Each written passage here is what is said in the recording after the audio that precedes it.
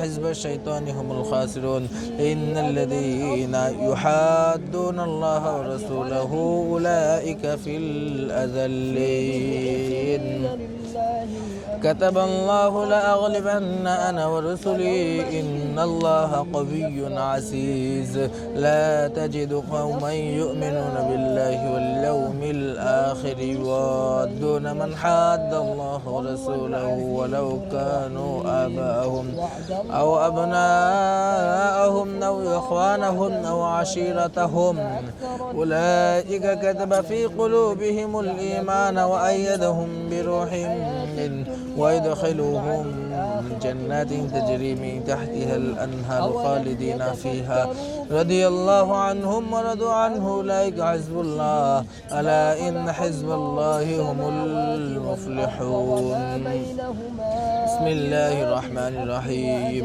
سبح لله ما في السماوات وما في الأرض وهو العزيز الحكيم هو الذي أخرج الذين كفروا من أهل الكتاب من ديارهم لأول الحشر ما ظننتم أن يخرجوا وظنوا أنهم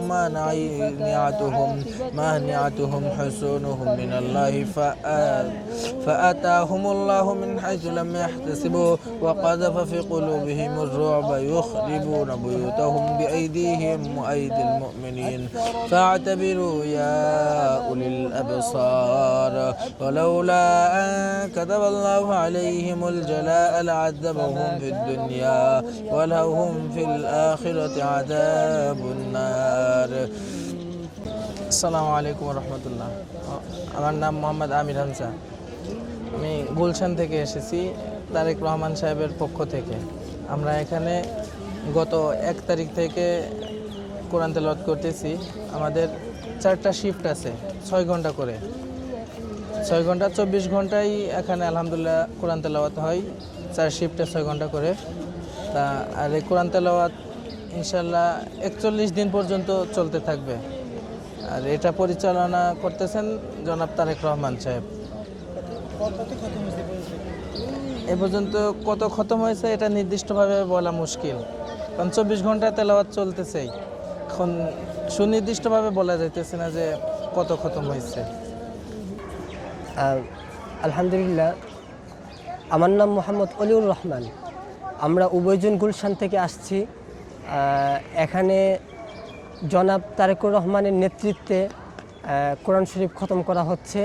1 তারিখ থেকেই আমাদের এখানে শুরু হয়েছে, 1 তারিখ থেকেই ধারাবাহিকভাবে চলছে।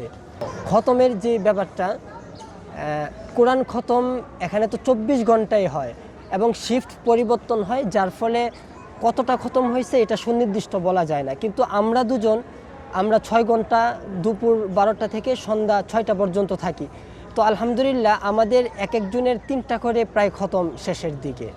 আমরা আমাদেরটা জানি, সবারটা জানা সম্ভব হয় না।